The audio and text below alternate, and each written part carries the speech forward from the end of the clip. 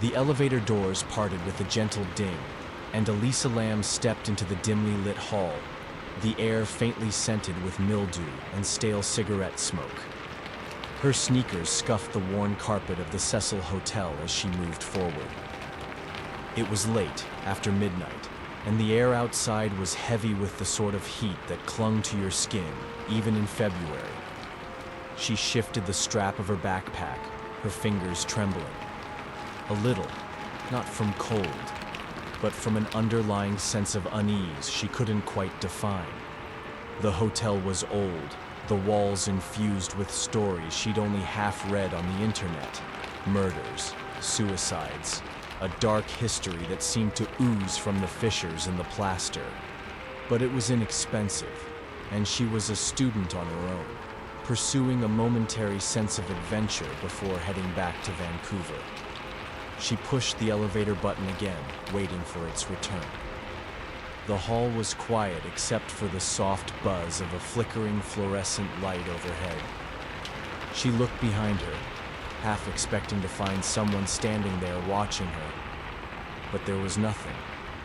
Only the infinite line of closed doors, their paint chipped and faded. Her image in the elevator's shiny metal doors caught her attention as they slid open again. She looked exhausted, her dark hair hanging limp around her face, her eyes wide and wary. She got in, the doors groaning shut behind her, and pushed the button for the 14th floor. The elevator lurched upward, then simply stopped out of the blue between floors. The lights dimmed, and for a moment, it was as if the air grew incredibly dense, as though the entire space was holding its breath. Elisa's heart quickened. She pressed the button again, and then the lobby one, and then the emergency one. Nothing. The panel was still illuminated, but the elevator simply hung there. She expelled a sharp burst of air, attempting to laugh off the strange sensation climbing up her spine. "Come on," she whispered, pressing her back against the wall, the chill of the metal grounding her. And then she heard it. A soft tapping, fingernails on glass, from the other side of the elevator doors. She froze, her breath catching in her throat. The tapping came again, rhythmic, deliberate, as if someone or something was trying to get her attention. She gazed at the doors, her heart pounding in her ears. "Hello?" she called, her voice tiny, engulfed by the small space. No response, just the tapping, louder, quicker, until it was a staccato beat that seemed to reverberate through the walls. She leaned forward, her hand wavering over the buttons, not knowing if she should press them again or wait.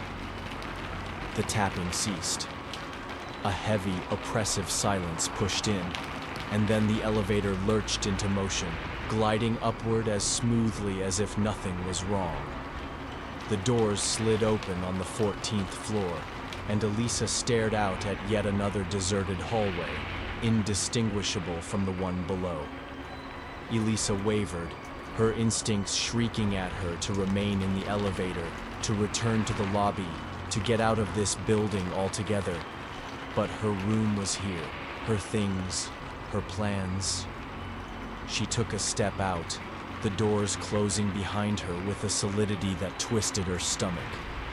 The corridor just kept going and going, with these faint lights casting long shadows that seemed to move when she wasn't looking. She quickened her pace, clutching her keycard, looking at each door as she passed.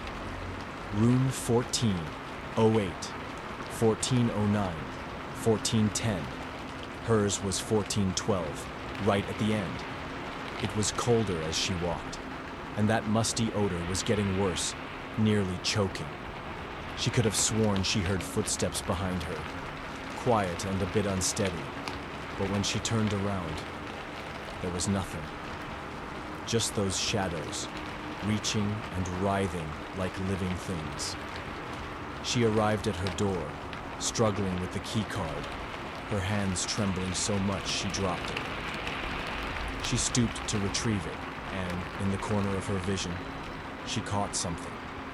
A shape at the end of the hall, just out of the light's range. It was tall, impossibly tall, its arms and legs too long, its head cocked at an angle that wasn't right. It didn't stir, didn't say a word, just stood there looking at her. Elisa's breath caught, her hand closing around the keycard as she stood up. She did not glance back, did not dare. She slid the card through, the lock disengaging with a click, and all but threw herself inside, slamming the door behind her. Her room was tiny, filled with her backpack, some clothes scattered on the bed, and the dim light of streetlights seeping through the thin curtains. She closed the door, slipped the chain into its groove, and leaned back against it, her chest still heaving. The quiet was now deafening, punctuated only by the distant hum of the city outside. She assured herself that it was nothing. Her imagination, the late hour in the eerie hotel tricking her mind. But her hands refused to stop trembling, and her skin crawled with the unmistakable sensation that she was not alone. She moved to the window, looking out at the city below. Los Angeles stretched out in a sea of lights, uncaring of the fear collecting in her belly. She attempted to concentrate on the ordinary of it. The cars, the sirens in the distance, the soft thump of music from somewhere far away. But then she noticed it, reflected in the glass, a shadow behind her, in the corner of the room. It wasn't a trick of the light, wasn't her own shadow. It was tall, still, its edges fuzzy like smoke. She whirled around, her heart in her throat, but the corner was empty. Just the bed, the lamp, the peeling wallpaper. She couldn't sleep at all that night. She just sat on the bed with her knees pulled up to her chest, clutching her phone and reading old messages to keep herself anchored.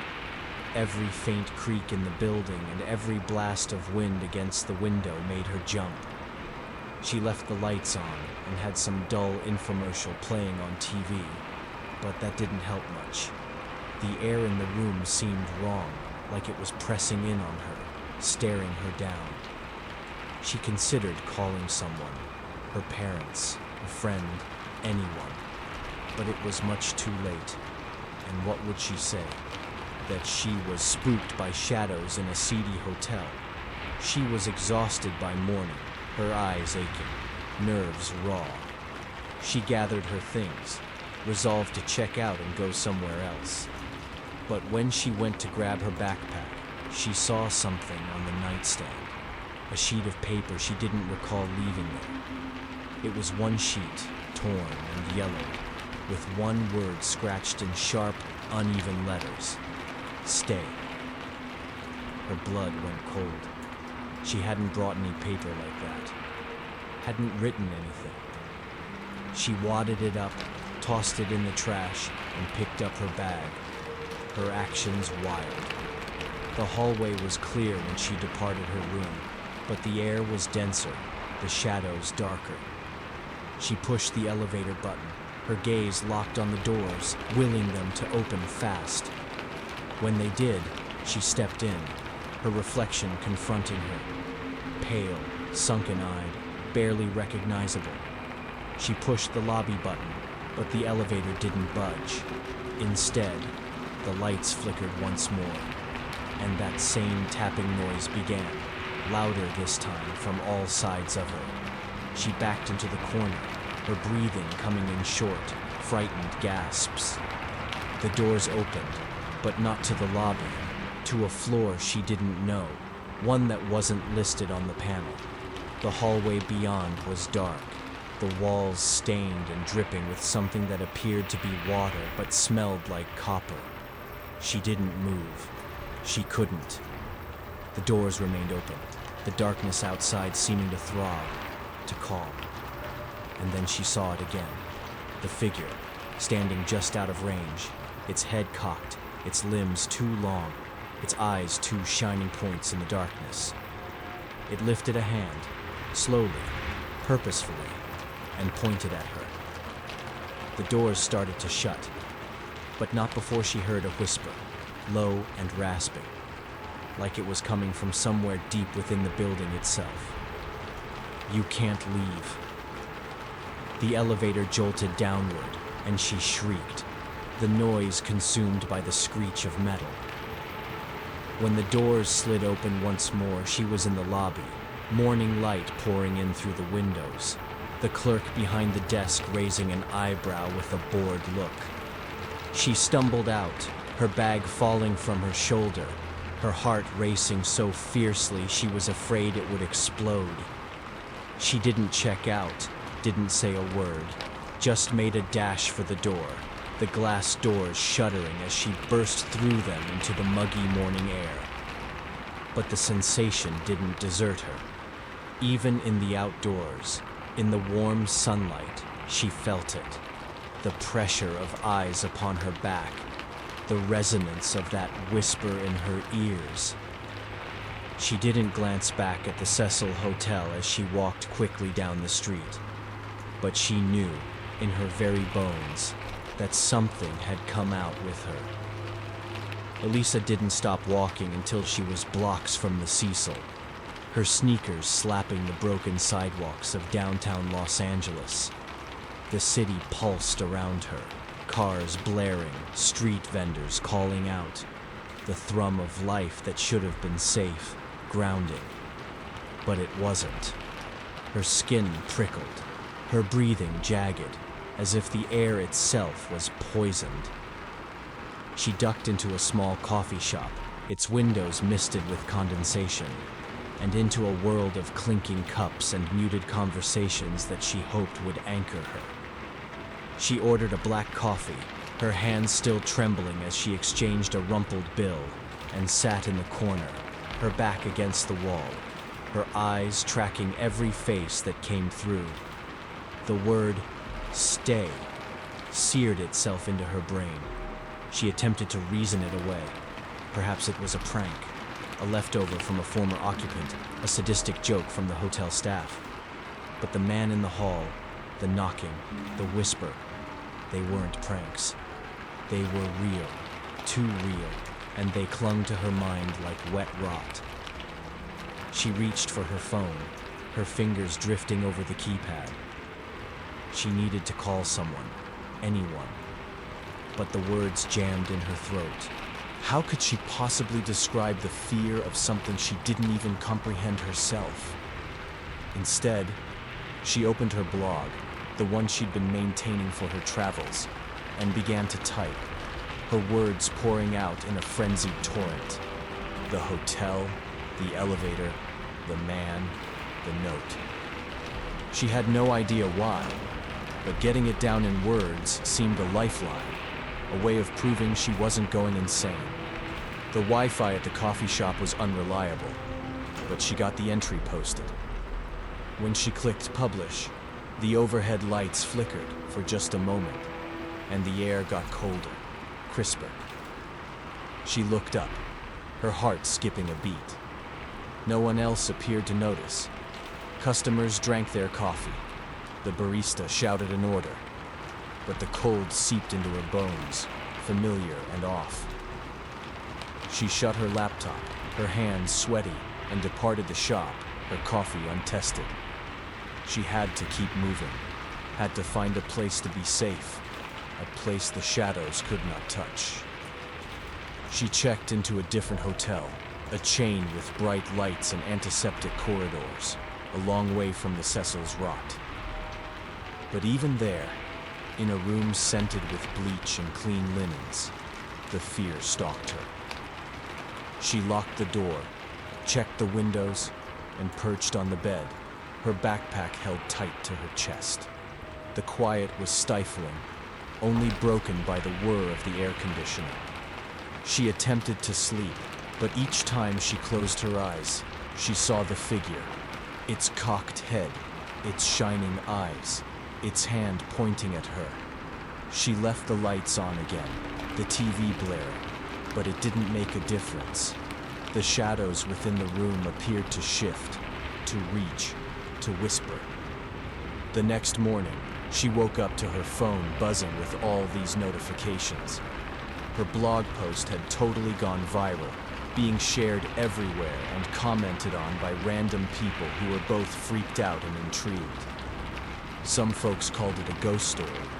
Others were guessing it was about mental illness, but a few, way too many, actually dropped the name of the Cecil Hotel, talking about its creepy history of death and despair.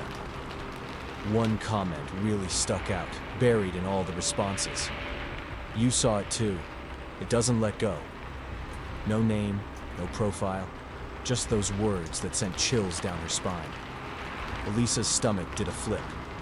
She deleted the post, her hands trembling, but those words stuck with her, replaying in her head. She packed her bags to leave Los Angeles. She couldn't stay. Not with that sensation scratching at her. Not with the darkness that appeared to seep everywhere she went. She purchased a bus ticket back to Vancouver, her fingers stumbling over the keyboard as she paid online. But when she was packing her belongings, she found it again. The same yellowed paper, the same torn word, "Stay." It was in her backpack, between her clothes, impossible to overlook. She let it go, her breath catching in sharp gasps, and stepped back, her eyes scanning the room. The lights flickered once more, the air becoming thick, and she heard it. The tapping, soft initially, then louder, emanating from the walls, the ceiling, the floor. She grabbed her bag and bolted, the hotel's humming fluorescent lights blurring overhead as she made a dash for the lobby. The clerk barely looked at her as she checked out, her own voice trembling when she inquired about the nearest bus station. Outside, the city was wrong, the sky too dark and the air too thick. She moved quickly, her head down and heart pounding. That tapping continued, gentle but persistent. A heartbeat in the rear of her mind. She didn't dare turn around, but she could absolutely sense it. The presence, the pressure, those eyes that refused to stop watching her. At the bus station, she sat in a busy waiting room, surrounded by bodies, hoping their presence would protect her. But the tapping was there, in the buzz of the fluorescent lights, in the scuffle of footsteps, in the beat of her own heart. She got on the bus, her fingers gripping her ticket, and took a seat toward the back, the window chilly against her cheek. The bus pulled out, the city falling behind her, but the sensation didn't recede. She looked at her reflection in the glass, and for a second, she could have sworn she saw it. The figure, standing in the aisle behind her, its head cocked, its eyes shining. She spun around, her breath catching, but the aisle was empty. Just rows of weary passengers and flickering overhead lights. The bus ride felt like it went on forever, just a mix of highways and rest stops blending together. Elisa was trying hard to stay awake, worried about what she'd see if she dozed off. But eventually, tiredness got the best of her, and she fell into this restless sleep filled with creepy hallways and never-ending elevators, hearing whispers that called her name. When she finally woke up, the bus was rolling into a station, and the driver's voice was crackling over the speaker. She grabbed her bag, feeling pretty sluggish, and hopped off, expecting that familiar cool air of Vancouver. But the station wasn't right. The signs were wrong, the air too warm, the scent too familiar, mildew and stale smoke. She turned, her heart sinking, and saw it in the distance. The Cecil Hotel, its faded sign looming against the sky. She hadn't left. She was back, standing on the same cracked sidewalk, the same weight pressing against her chest, The tapping started again, louder now, coming from everywhere and nowhere. And the figure was there, at the edge of her vision, its head tilted, its hand raised, pointing at her. She ran, legs aching, breath ripping at her lungs, but the streets curved around, the hotel drawing nearer step by step. The doors swung open as she neared. The lobby beckoned. The elevator ding rang out in the stillness. She didn't want to go in, didn't want to confront it, but her feet moved, pulled forward by some force she couldn't deny. The doors slid shut behind her, the elevator jolting upward, and the tapping filled the space, drowning out her screams. No one ever heard from Elisa Lam again. Her blog entries ceased. Her phone fell silent, and her name became nothing more than a whisper in the Cecil's long history of tragedy. But, late at night sometimes, the elevator stalls between floors, and that tapping starts, gentle and rhythmic, like fingernails on glass, and if you listen closely, you can hear it, a whisper, low and eerie, resonating from the walls. Stay.